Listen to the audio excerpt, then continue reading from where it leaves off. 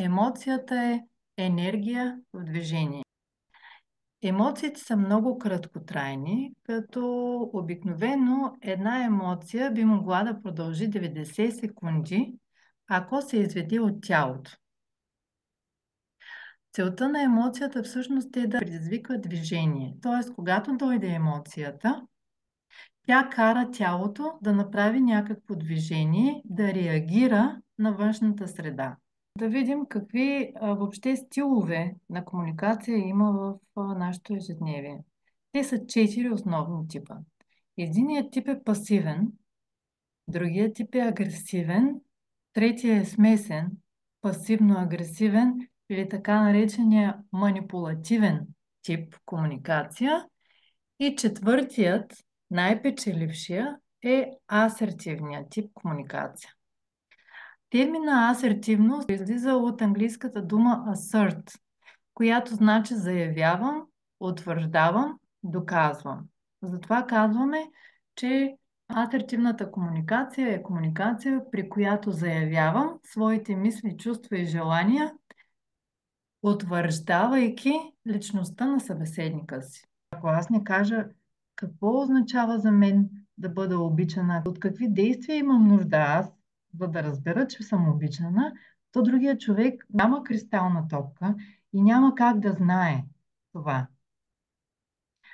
Така че моя отговорността да знам кои са моите езици на любов и как да ги комуникирам с партньора си. От една страна, това е първата стъпка, да разбера кои са моите езици.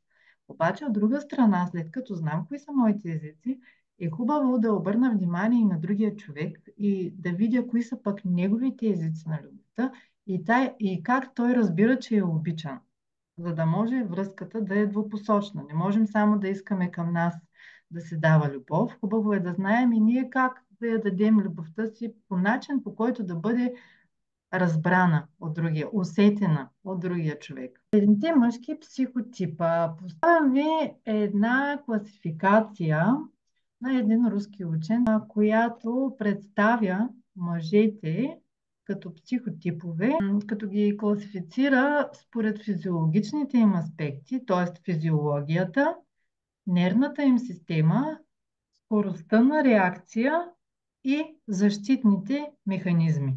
При тревожния стил на привързване имаме едно залепене за партньора. Много бързо се свързваме емоционално с него.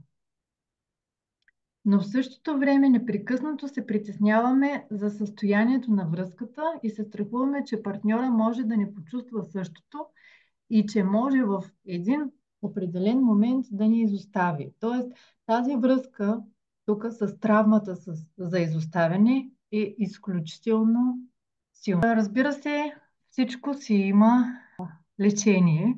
Това, че като деца не сме могли сме нямали ресурса да се справим с това, съвсем не означава, че сега като възрастни нямаме инструментите за това.